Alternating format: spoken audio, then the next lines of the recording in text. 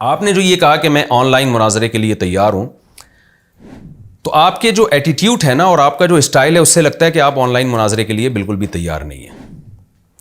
وجہ اس کی ہے کہ آپ وہی گڑبڑ اب دوبارہ آپ نے شروع کر دی جو فرسٹ ٹائم کی تھی۔ جب جہلم آپ مجھے بلا رہے تھے تو موضوع آپ نے اپنی مرضی کا بیچ میں ڈال دیا کہ المحنت کے 3 عقیدوں پہ بات ہوگی۔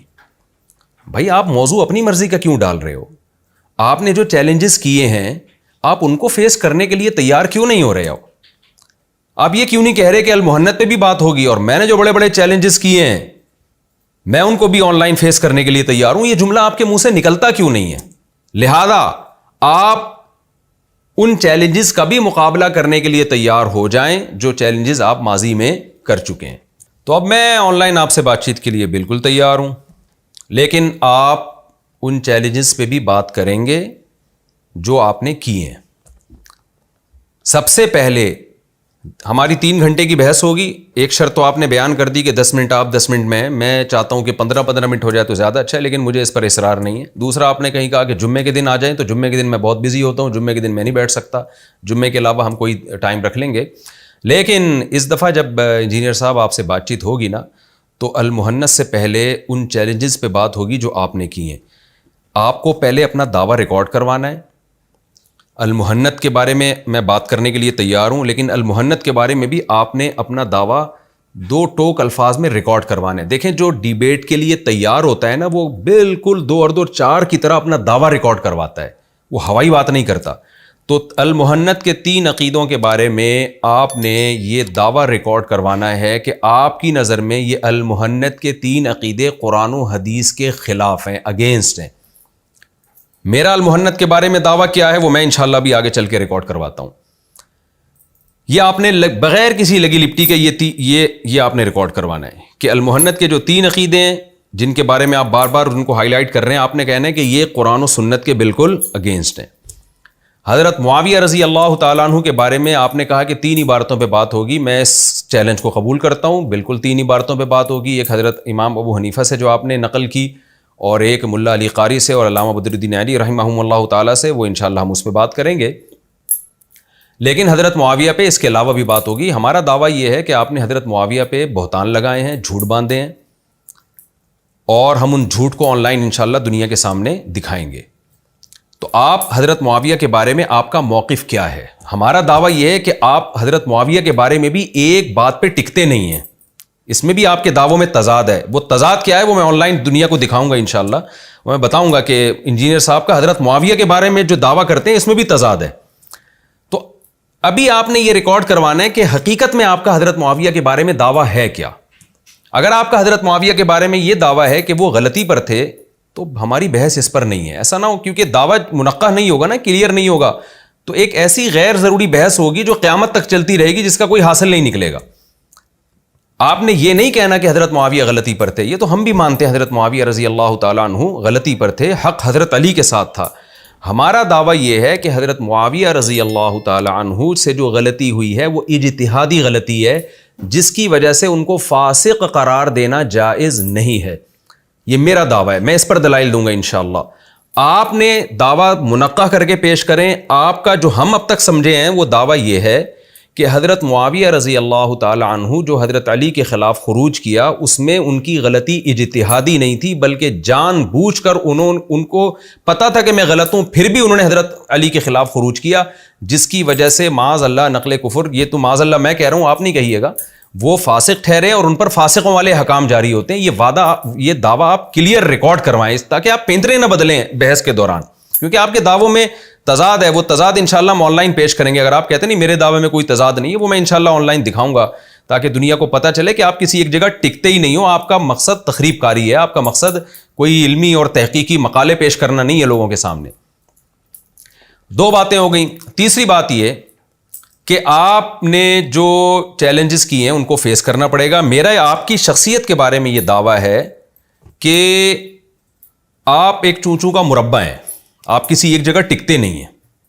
آپ بہت سارے جھوٹے الزامات لگا چکے ہیں علماء دیوبند پہ، اہل حدیث علماء پہ، بریلوی علماء پہ، تبلیغی حضرات پہ۔ تو میں انشاءاللہ آپ کی شخصیت کو دنیا کے سامنے آن لائن ایکسپوز کروں گا کہ محترم نے بہت سارے بھنڈ مارے ہیں, حدیث پہ بھی آپ نے جھوٹ بولے ہیں.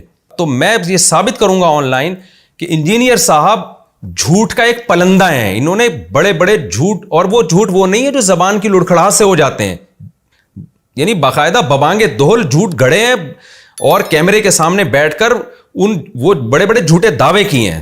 تو یہ دعوے انشاءاللہ میں آن لائن پیش کروں گا پبلک کے سامنے, اور بتاؤں گا کہ جو آدمی جھوٹ کا ایک پورا پٹارا ہو تو اس سے دین کیسے سیکھا جا سکتا ہے, اور اس کو دین کے معاملے میں اس پہ کیسے اعتماد کیا جا سکتا ہے. تو انجینئر صاحب یہ چیز, اس کے لیے بھی اب آپ کو تیار رہنا پڑے گا. آپ کہہ سکتے ہو کہ یہ میں جناب نہیں, یہ نہیں المحندی پہ بات ہوگی اور میں ان چیزوں پہ نہیں پڑھنا چاہتا. تو دیکھیں آپ ہی کا بھی ریسنٹلی ایک کلپ شائع ہوا ہے, بڑا وائرل ہوا ہے ماشاءاللہ, بڑی پیاری بات کی تھی آپ نے. اس میں آپ نے یہ کہا تھا کہ حضرت عمر رضی اللہ تعالیٰ عنہ ممبر پہ کھڑے تھے تو وہاں ایک عام آدمی اٹھ کے ان کی ذات پہ اعتراض کر دیتا تھا, اور پھر مولویوں پہ آپ نے کہا کہ مولویوں کو اگر کوئی اعتراض کرے تو یہ ایسے ہیں, یہ ویسے ہیں, وغیرہ وغیرہ. وہ پوری باتیں میں نہیں لوگوں کے سامنے لانا چاہتا. اس میں آپ نے بہرحال یہ ثابت کرنے کی کوشش کی تھی کہ حضرت عمر رضی اللہ تعالیٰ عنہ تو ایسے خلیفہ تھے کہ سر عام کوئی ان پر اعتراض کر دیتا تھا تو وہ اس کا جواب دیتے تھے. آج ان مولویوں کو جناب ان پہ کوئی اعتراض نہیں کر سکتا. تو میں آپ ہی کی بات آپ پہ لوٹا رہا ہوں کہ ماشاءاللہ جیسے حضرت عمر کی شخصیت تھی, کھلے عام ان پہ اعتراض ہوتا تھا, تو جناب آپ اپنے آپ کو زمزم سے اور دودھ سے دھلا ہوا کیوں سمجھتے ہیں؟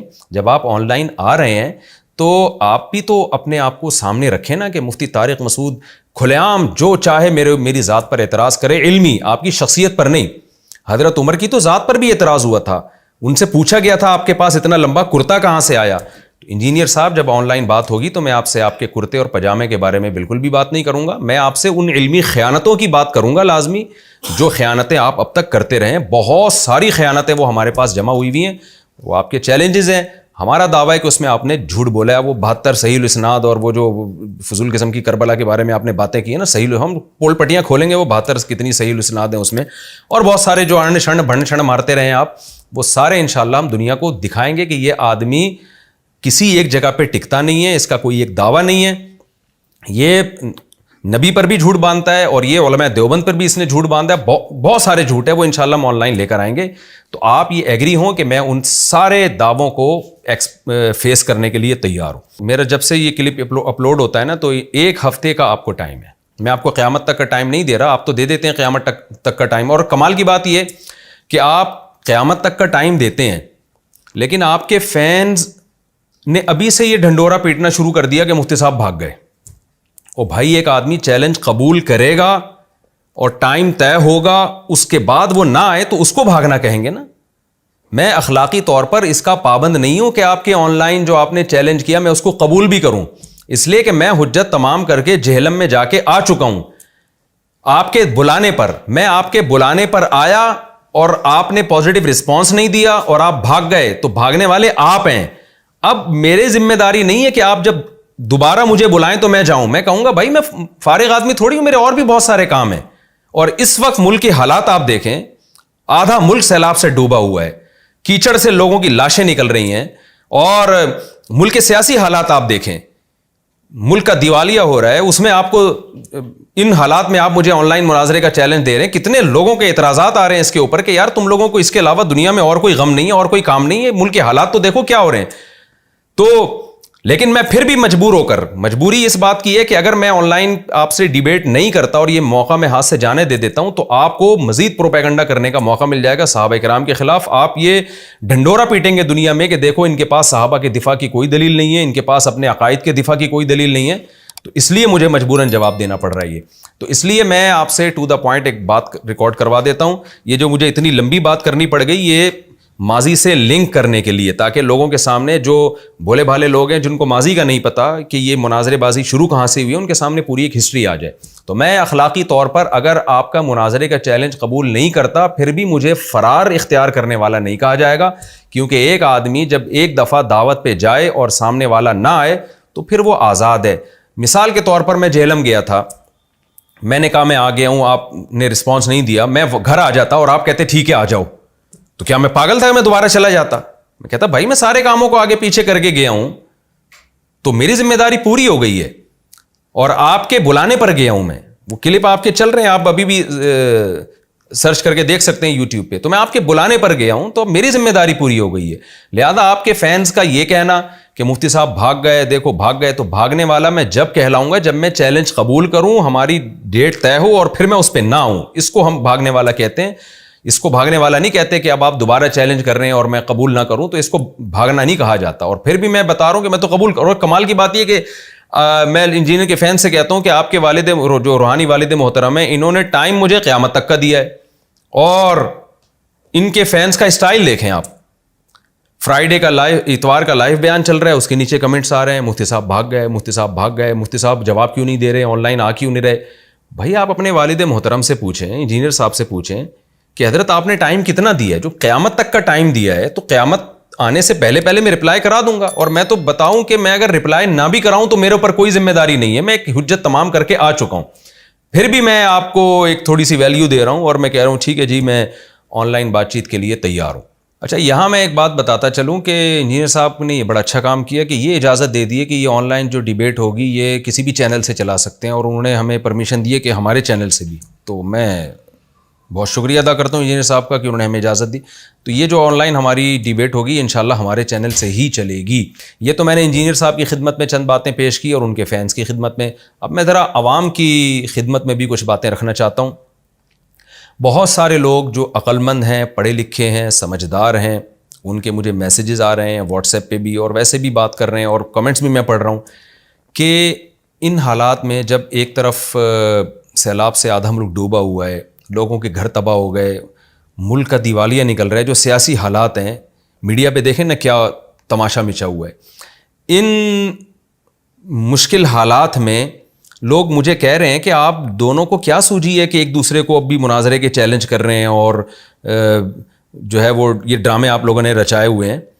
تو میں ان لوگوں کی خدمت میں عرض کرنا چاہتا ہوں کہ دیکھیں جو ابتدا کرتا ہے نا ظالم وہ ہوتا ہے. ہم جہلم گئے تھے اس بحث کو ختم کرنے کے لیے، اس نیلی کی یہ بحث دوبارہ شروع.